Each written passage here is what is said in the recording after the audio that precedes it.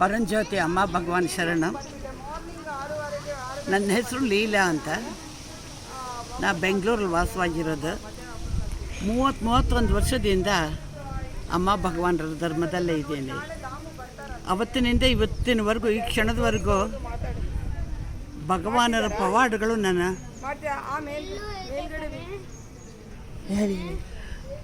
ಭಗವಾನರ ಪವಾಡಗಳು ದಿನ ದಿನಕ್ಕೆ ಹೆಚ್ಚಾಗ್ತಾನೆ ಹೋಗ್ತಾ ಇದೆ. ಅದನ್ನೆಲ್ಲ ಪೂರ್ತಿ ಹೇಳಬೇಕಾದ್ರೆ ನನಗೆ ಸುಮಾರು 15 ದಿವಸ ಆದರೂ ಬೇಕಾಗ್ಬೋದು, ಅಷ್ಟೊಂದು ಇದೆ. ಆದರೆ ಈಚೆಗಾಗಿದ್ದು ಒಂದು ಅದ್ಭುತವಾದ ಮಿರಾಕಲನ್ನು ನಿಮ್ಮ ಹತ್ರ ಡಿವೋಟೀಸ್ ಹತ್ರ ಶೇರ್ ಮಾಡ್ಕೋಬೇಕು ಅಂತ ಇದ್ದೀನಿ.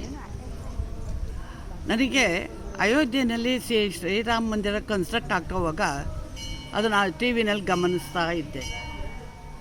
ಆಮೇಲೆ ಬಾಲರಾಮನ ವಿಗ್ರಹ ಪ್ರತಿಷ್ಠಾಪನೆಯೂ ಆಯಿತು. ಅವತ್ತಿಂದ ನಂಗೆ ಒಂಥರ ತುಂಬ ಆಸೆ ಆಯಿತು, ಅಯೋಧ್ಯೆಗೆ ಹೋಗಬೇಕು, ರಾಮ ದರ್ಶನ ಮಾಡಬೇಕು ಅಂತ. ಆದರೆ ನನಗೆ 85 ವರ್ಷ ಆಗಿಬಿಟ್ಟಿದೆ. ಈಗ ಅಯೋಧ್ಯೆಗೆ ಹೋಗೋದು ಕಷ್ಟ. ಅದು ಅಲ್ಲದೆ ಫ್ಲೈಟಲ್ಲಿ ಹೋಗಬೇಕು ಅಂದರೆ ನನ್ನ ಹತ್ರ ಹಣಕಾಸಿನ ಅನುಕೂಲ ಏನೇನೂ ಇಲ್ಲ. ಸುಮ್ಮನೆ ಮನಸ್ಸಲ್ಲಿ ಆಸೆ ಬಂತು, ಅದನ್ನು ಬಿಟ್ಬಿಟ್ಟು ಸುಮ್ಮನೆ ಆಗಿಬಿಟ್ಟೆ. ಅದ್ರ ಬಗ್ಗೆ ತಲೆ ಕೆಡಿಸ್ಕೊಳ್ಳಿಲ್ಲ. ಟಿ ವಿನಲ್ಲಿ ಬಂದಾಗ ಮಾತ್ರ ನಮಸ್ಕಾರ ಮಾಡ್ತಾಯಿದ್ದೆ. ಮಾರ್ಚ್ ತಿಂಗಳಲ್ಲಿ ಇದ್ದಕ್ಕಿದ್ದಂಗೆ ನಮ್ಮ ಅಕ್ಕನ ಮಗಳು ಒಬ್ಬಳು ಫೋನ್ ಮಾಡಿ ಅರ್ಜೆಂಟ್ ನಿಂದು ಇದನ್ನು ಕಳಿಸು ಅಂತ, ಆಧಾರ್ ಕಾರ್ಡನ್ನು. ಯಾಕೆ ಅಂದರೆ ಆಮೇಲೆ ಹೇಳ್ತೀನಿ ನೀನು ಕಳಿಸು ಅಂತ ಕಳಿಸ್ದೆ. ಆಮೇಲೆ ಹೇಳಿದ್ಲು ಏಪ್ರಿಲ್ 12ನೇ ತಾರೀಕು ನೀನು ಅಯೋಧ್ಯೆಗೆ ಕರ್ಕೊಂಡು ಹೋಗ್ತಾಯಿದ್ದೀನಿ. ನೋಡಿದ್ರೆ ನಮ್ಮ ಅಕ್ಕನ ಮಗನೇ ಒಬ್ಬ ಫ್ಲೈಟ್ ಎಲ್ಲ ಚಾರ್ಜೆಲ್ಲ ಅವನು ವಹಿಸ್ಕೊಂಡ್ರೆ. ನಮ್ಮ ಅಕ್ಕನ ಮಕ್ಕಳು 4 ಜನ ನನ್ನ ಜೊತೆಯಲ್ಲಿ ಕರ್ಕೊಂಡು ಹೋದ್ರು.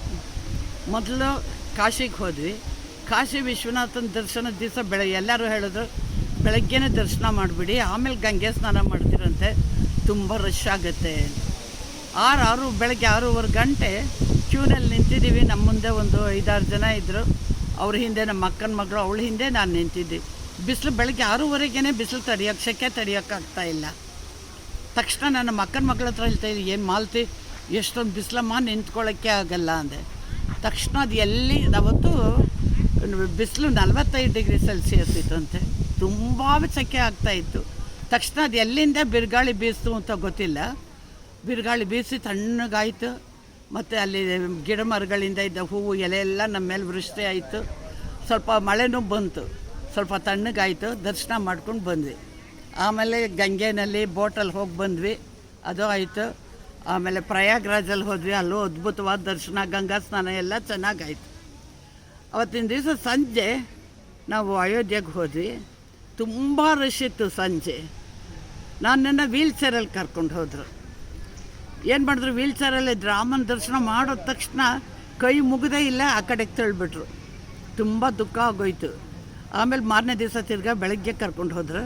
ಅವಾಗ ನೋಡಿದ್ರೆ ಆ ವೀಲ್ ಚೇರ್ ಹೋಗೋ ಹಾದಿನಲ್ಲಿ ನಂದು ಒಂದೇ ಒಂದು ವೀಲ್ ಚೇರ್. ಆರಾಮವಾಗಿ ಭಗವಾನ್ ನನ್ನನ್ನು ಕರ್ಕೊಂಡು ಹೋಗಿ ರಾಮನ ಮುಂದೆ ನಿಲ್ಲಿಸ್ಬಿಟ್ರು. ಸುಮಾರು 10 ನಿಮಿಷ ವೀಲ್ ಚೇರಲ್ಲಿ ಕೂತ್ಕೊಂಡೆ ರಾಮನ ದರ್ಶನ. ಈಗಲೂ ನೆನೆಸ್ಕೊಂಡ್ರೆ ಮೈಯೆಲ್ಲ ಜುಮ್ ಆಗ್ತಾ ಇದೆ. ರಾಮನ ದರ್ಶನ ಮಾಡಿ ಆನಂದವಾಗಿ ಬಂದೆ. ತುಂಬ ಸಂತೋಷ ಆಯಿತು. ಭಗವಾನಿಗೆ ಪ್ರತಿ ಕ್ಷಣವೂ ಕೃತಜ್ಞತೆ ಅರ್ಪಿಸ್ತಾ ಇದ್ದೆ. ಆಮೇಲೆ ಆಯ್ತಾ ಏರ್ಪೋರ್ಟಿಗೆ ಬಂದ್ವಿ. ಏರ್ಪೋರ್ಟಿಗೆ ಅಲ್ಲಿಂದ ಫ್ಲೈಟ್ ಏರೋಪ್ಲೇನವರು ತಗ ನಾವು ವೀಲ್ ಚೇರಲ್ಲೇ ಬಂದೆ. ಆ ವೀಲ್ ಚೇರಲ್ಲಿ ಅದ್ರ ಹತ್ರ ಬಂದ ತಕ್ಷಣ ಆ ವೀಲ್ ಚೇರ್ ತಳ್ಕೊಂಡು ಬಂದವರು ನನ್ನನ್ನು ನೋಡಿಬಿಟ್ಟು ಹಿಂದಿನಲ್ಲಿ ಮಾಚಿ ಕ್ಯಾ ಊಪರ್ ಚढ़ सकती है ಅಂತ, ಮೇಲೆ ಹತ್ತುತ್ತೀರಾ ಅಂತ ಕೇಳೋದು.